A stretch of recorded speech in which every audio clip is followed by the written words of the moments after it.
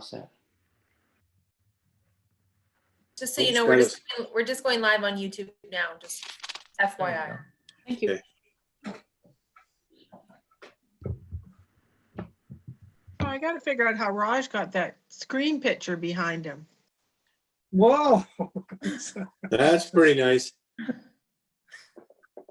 Did you take No, off on vacation? Beside your video. That's Bowen behind me. Yeah, that's Bowen. That's, Don't yeah. worry. Jeez. Yeah. Oh, there we go. What's the big building? That's a field. That's the horse fields. That's the meadow. Yeah, the meadow. That? Yeah.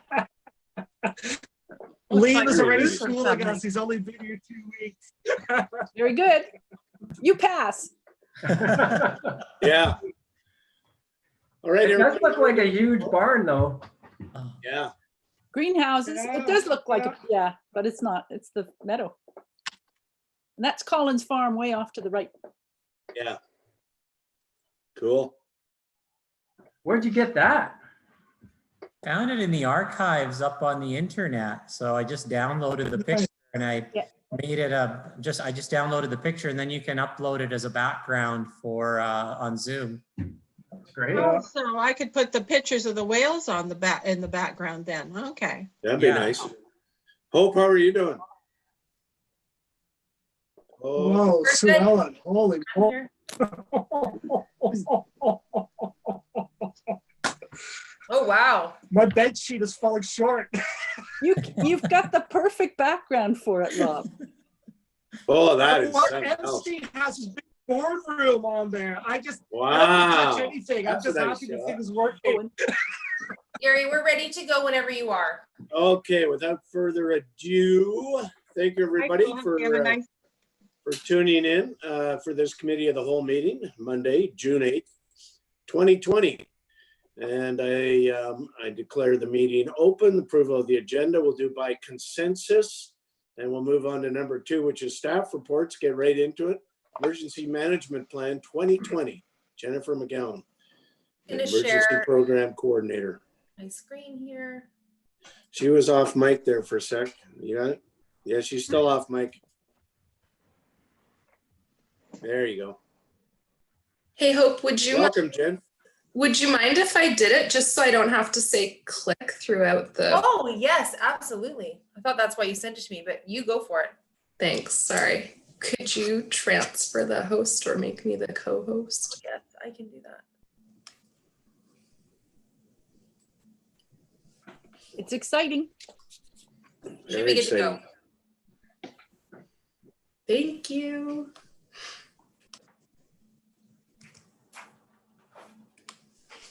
Okay. I'll just dive right in. Thanks for having me. Council, happy, delighted to present this plan to you today.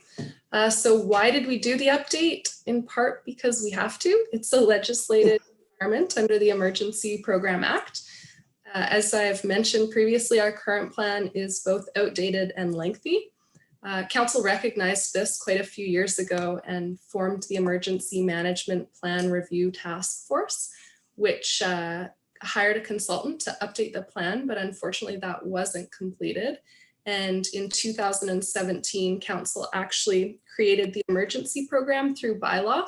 And after reviewing the program, the Emergency Program Executive Committee decided to update the HRVA first. So the HRVA update was completed in 2018. It was adopted in that year, and then work on the emergency management plan began in earnest. So how did we do this update? We compared the 2007 plan to multiple standards documents, including the Auditor General for Local Government reports on emergency management. There have been 4 done over the last few years, as well as the CSA standards on emergency management, the BC Emergency Management System Guide, and of course the the Emergency Program Act, including the Local Authority Emergency Management Regulations. And in creating the plan, we also utilized EMBC's planning toolkit for local governments. So what's in it? I'm just going to quickly take you through section by section, and then I'm happy to answer any questions. So section 1 is administration and overview. So talks about the purpose and scope of the plan, the legislative authority under which it's written, references related plans and documents. It explicates plan maintenance. So it requires reviews and revision every 5 years. Anytime there's a change in vulnerabilities or hazards to the community, a change in the governance or policy that affects the plan, after any exercises or emergencies identify gaps in planning or policy, if and when the Provincial Emergency Program Act is replaced, and anytime it's deemed necessary by the Emergency Program Executive Committee. This section also discusses plan activation, so who might activate the plan and why, and it describes the state of local emergency and discusses when and why you might want to declare one, and also lists the powers that are given to local government under a state, once possible to local government once they've declared a state of local emergency. And I know there's been some confusion about the wording of those powers. So I'll just say that they're written from the point of view of the minister. The plan lays out what powers the minister has under a provincial state of emergency. And then, the act. And then it goes on to say that under a declared state of local emergency, local government is entitled to a certain number of those powers. And so that's why the language is written the way it is. And we can talk more about that if you have questions afterwards. So section 2 goes through the structure of the emergency program. So there's an overview of the program and its related components, including the Emergency Program Executive Committee and the Emergency Program Coordinator. And then section 3 on mitigation and prevention summarizes and references our 2018 HRVA. Section 4 on preparedness lists the planning documents, for example, the ESS plan, communications plan, and the very soon to be forthcoming evacuation plan. It discusses public education initiatives. So what are we doing and how, as well as the training and exercise program for staff and after action reporting process. Section 5 looks at the response. So you could say that the meat of the document is in this section. It discusses the provincial response framework, the BC Emergency Management System, which helps to ensure a coordinated and organized response. Also listed in this section are the 8 BSEMS, Emergency Management System response goals, which are to guide decision makers in prioritizing response activities. And although these goals are listed in priority order, personnel take into account all available information when determining specific objectives. The section also gives an overview of site operations, including a description of how the provision of food, clothing, lodging, transportation, and medical care to those affected by a disaster will be provided. And the section also goes over the role of the Emergency Operations Center, including the structure, the locations, facilities, activation levels, staffing, communication and information management within the EOC. It goes on to identify and define the provincial support structure, including the role of, sorry for the acronyms, the Provincial Regional Emergency Operations Center, the Emergency Coordination Center, the Provincial Emergency Coordination Center, and the Catastrophic Emergency Response and Recovery Center. It discusses the prioritization of essential services provided by BIM and recommends comprehensive continuity planning for the municipality, and also discusses the importance of post-disaster building damage assessment and highlights the need for further development of that specific type of planning as well. Section 6 on recovery references recovery planning and recovery resources available. Section 7 on public notification and information discusses methods of communication available to the municipality, including the emergency notification system. It also references the resources that information officers or EOC staff have available to them, including the emergency communications plan for BIM and other useful communications tools and resources. That takes us to the appendices. The acronyms and abbreviations are pretty straightforward. Departmental responsibilities provides an overview of the day-to-day role as well as the potential emergency responsibilities by department. And then the training and exercise program outlines the expectations in terms of frequency and type of training and exercise that BIM is committed to through this plan. So that takes me to the end of my presentation. Can I answer any questions? Well, that was really good, Jennifer. That is an incredible document you put together there. And I think it's going to keep us, you know, it has to be updated and that sort of thing, but it'll keep us going for a real long time. Well done. I know how much work that must have been for you. And it was a pleasure to read through it. Just a couple of comments before we go on.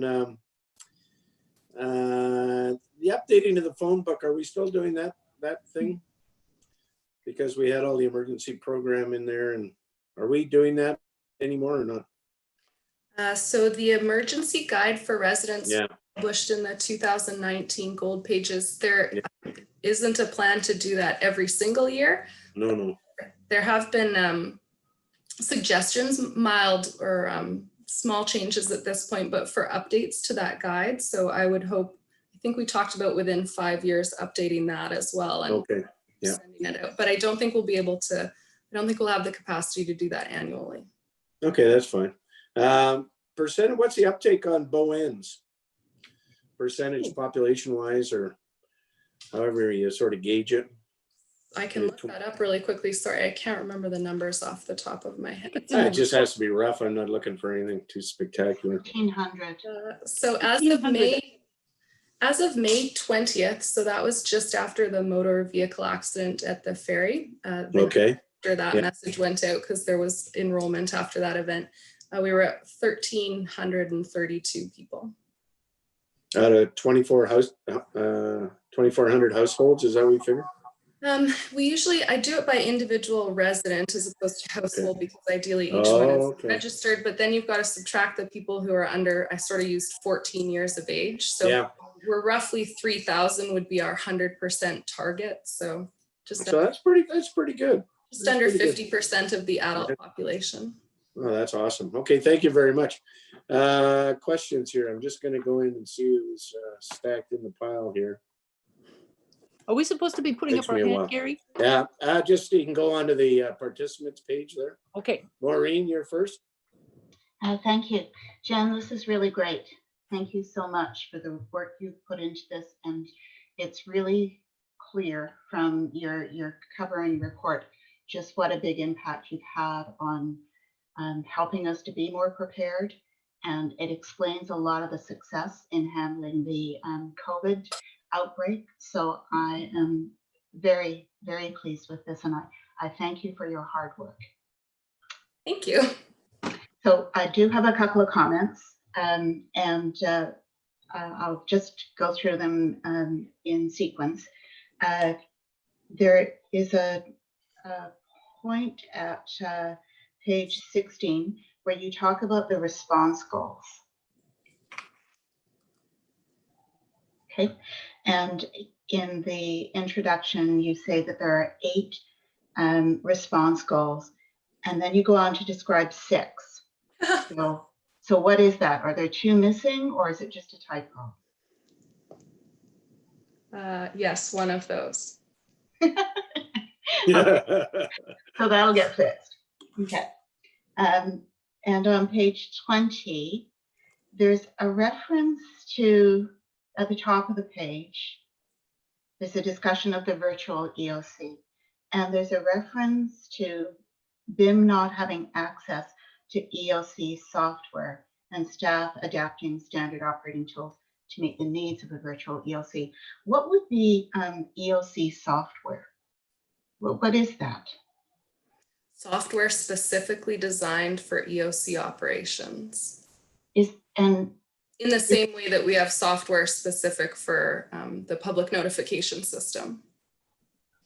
Okay, so would it be advisable for us to think in terms of acquiring EOC software, or Or is your opinion that things worked well with just adapting what we've got? I'd hate to make a recommendation without all the information. I would have to further look into the costs associated with that software to be able to determine whether or not it was worth that. So. Okay, fair enough. I'm not sure. It raised a question for me. I was trying to figure out, okay, what would that be? And would it be worthwhile? Because there may be costs involved and it would be, you know, future budgetary consideration. If I may, Jennifer, yes, please. I mean, I've used some EOC software in the past, and really what it is incident tracking software.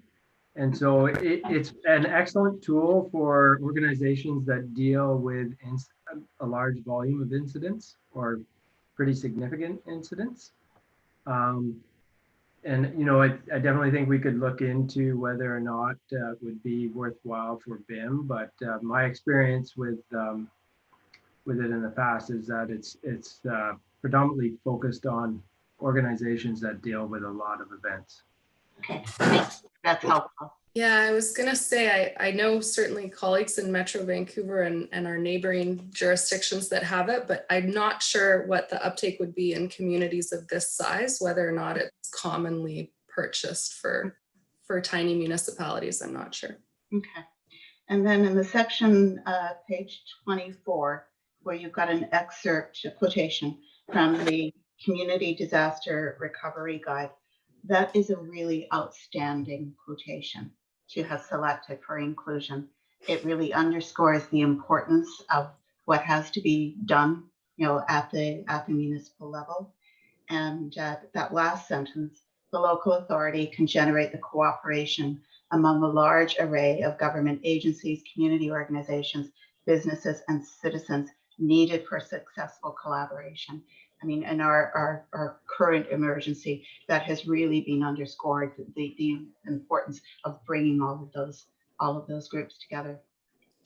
And the next comment I had, there are just two more. The next comment I had related to, it's on page 32, and in the report, maybe it's not on page 32. There's a discussion of the responsibilities of mayor and council. It's page 27 of the report. The declaration of the local state of emergency. There's a little bit of slippage between mayor and council and mayor in the report. And it might make sense to go through it with that lens of, would it be clear for a council member if they're reading through this, trying to get a sense of what their responsibilities are? Because it shifts occasionally. I mean, the mayor has more responsibility, obviously, for speaking to the public, but the role interacting with council interacting with the mayor, just slight fuzziness. On page 28, there's a reference to a business recovery plan for the municipality. And again, there's a bit of slippage there. Every time I read that business recovery plan for the municipality, I think about local businesses. I don't think about the municipality. And I was confused a couple of weeks ago about what the EOC was actually doing. And it's a recovery plan for municipal operations, not for the business community. And again, there might need to be a little bit of tweaking of the language there to make it clear, like crystal clear, that what you're talking about is the recovery of municipal operations. Mm-hmm. And then just the final comment, it's very well written, and I value that. So thank you very much, Jen. That's all. All right, thank you, Maureen. Allison. Thank you. I'll ditto to Maureen's comments about a very good document, and thank you. It's nice to check it off our list. Just one question. You've had all my others. Page 39, there's reference to other agencies. Oh, damn it. Yeah.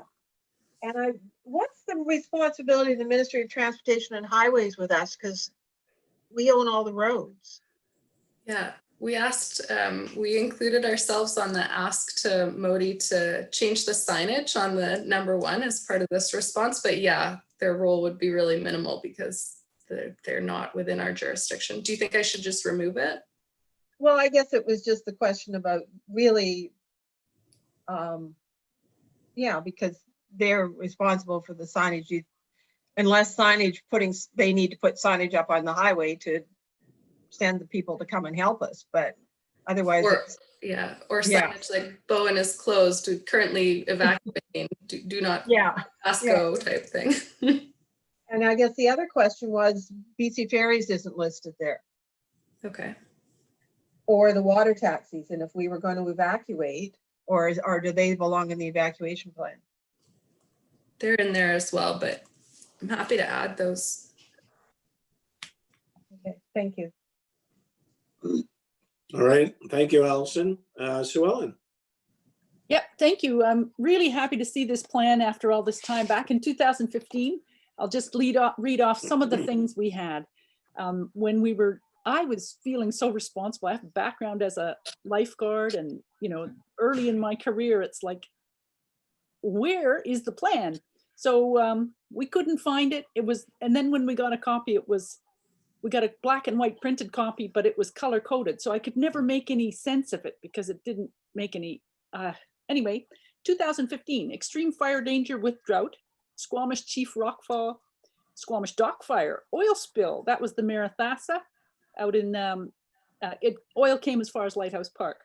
The Port Metro fire, there was a windstorm, there was fire smoke. That was the first orange dawn. People were freaking out on Bowen, yeah. And anyway, I've got a list of all the other ones down to here we are in a COVID actual pandemic. By then we had been working away for 5 years and created these different documents and been on different committees. And I'm happy to have been very involved like some of the other council members here. And Jen, when Jen came back from the Yukon or wherever. Anyway, I just wanted to say it's really super. I've given Jen detailed comments on the whole document already. And I have one question. It's about drinking water and thinking about drought. Some of the things on my list is drought, water supply, or some of the other islands I've been to have amazingly green water sources, thinking contamination. Is drinking water part of this plan, or are there separate plans for if there was contamination or a drought so that people didn't have the supply of drinking water? Is that part of this plan or separate plans? So the Public Works Department is required to maintain emergency response plans for the water system. To what extent they address drought, I don't know. It might be worth taking a look, but certainly contamination is covered in that planning. Okay, thank you. Because I'll put those on the agenda list and send them to our chair of the Emergency Program Executive Committee, if that's what we're still called. Yeah. Okay, and then I had my question about roads was answered, and it was just when it was talking about critical infrastructure, it referred to the buildings, like the fire halls and the municipal hall. And I wondered if things like the water treatment plant when we get it up, or the chlorine or the water pipes, is any of that considered as critical infrastructure? Mm-hmm. It is, and those are all covered in the HRVA. Mm-hmm. So I'm right. Wondering okay, about thank you, what kind of I knew I'd seen them overlap. somewhere. Yeah, all right. Thank you. That's it for my questions. I'm just really happy to see this plan, and I will be voting in favor. All right, thank you, Sue Ellen. Maureen? Yeah, just 2 more points. One is that we have the very good emergency guide that's public facing and was included in the phone book last year. I'm just wondering about getting certain kinds of information out to the public. We have the emergency guide, we have the Welcome Neighbors book, we have the community profile. Is there any communication strategy to not just inform people about the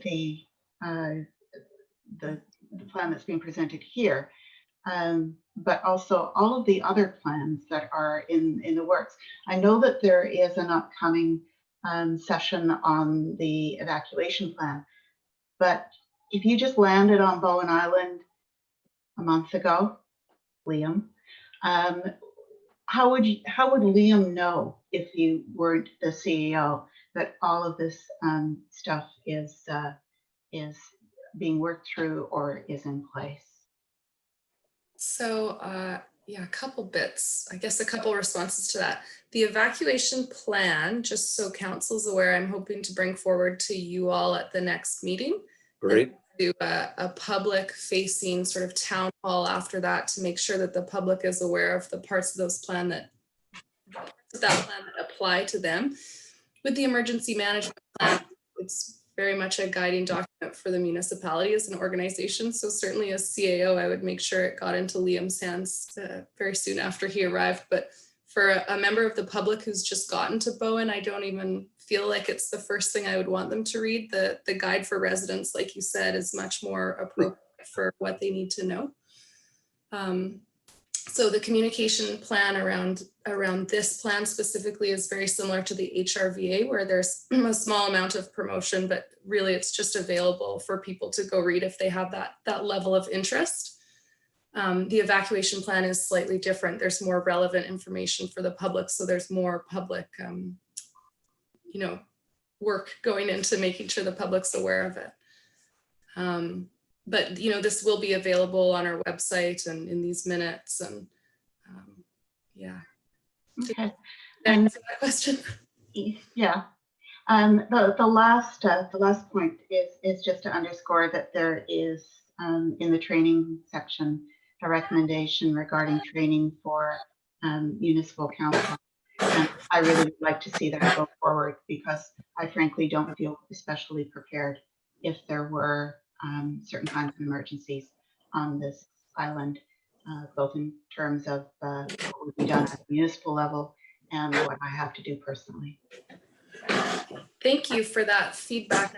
I would like to pass that on to Emergency Management BC, because I know there's a course developed for elected officials, but it hasn't been available for years, to my knowledge. So I think that's something that other community elected officials would also echo, and I'm happy to pass along with your permission.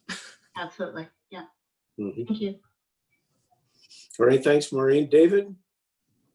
Thanks, Gary. And Jen, thank you very much for this. It's very good and really appreciate this. And also want to thank you for the work of the EOC over the last couple of months. It's really been excellent. My question is around, I'm looking at the document. I'm a little unclear about plan activation. So this is page 8 and page 9. And it describes a few things. So we could have the plan, but not have the EOC activated. We don't need an emergency declaration, that's fine. And then the authority, several individuals or their designee could then activate the plan. Just take me through that a little bit. I'm not quite sure how this would actually work. And council isn't listed as being involved there, so. Mm-hmm. Yeah, it's hard to imagine, frankly, very many situations, very many scenarios where we'd activate this plan and not an EOC, but I guess it's possible. But really, usually the two are going to be activated in conjunction with each other, in my opinion. So, yeah, I don't know if that answered your question. And then plan activation. So it looks like, it would seem to me that the mayor, okay, if I go to page 8 and 9, let me just click over there. Is that the page of the report, David? Page of the report, that's right. The plan. The plan activation on page 8. So this is 9 of the plan. Yes, I'm sorry.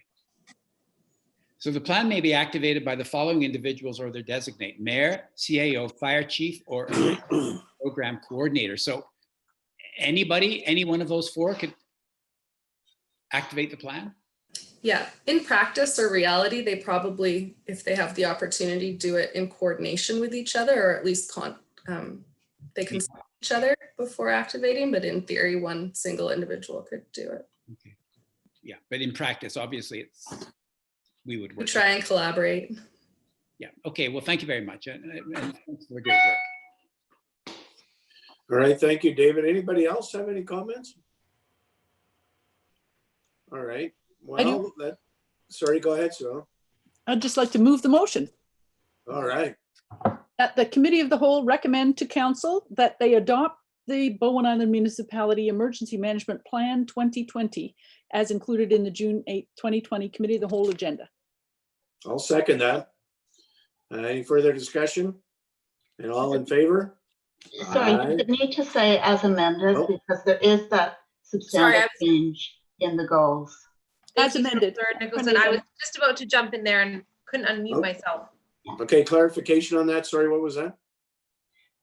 There was the discrepancy between 6 goals and 8 goals and so on. That just Oh, needs yeah, to yeah, be tidied As up. amended. As amended is totally fine. Check. Okay, as amended and all in favor again. Aye. Aye. Amended. Thank you. All right. Well, thanks again, Jen. And that was a fabulous report. Thank you very much. And thanks for all the work you've done on the EOC. I think you came, well, you're coming through, you're still working at it, but you're coming through just shining. And it's been really good for Bowen Island and everybody. The information that's coming out of there has been absolutely fantastic, and nobody could complain that we weren't being properly informed. So that's the communication part of it, I think, was fabulous. So thanks again and have a great day. And so at the end of that, we are going to adjourn and we'll gather again at 6:15 for the regular council meeting. Thank you very much, everybody. And Thank we'll see you. back Thank you, here in a Jen. little while. Aye. Congratulations, Jen. Thank you, Jen. Congratulations is right. Okay, bye-bye.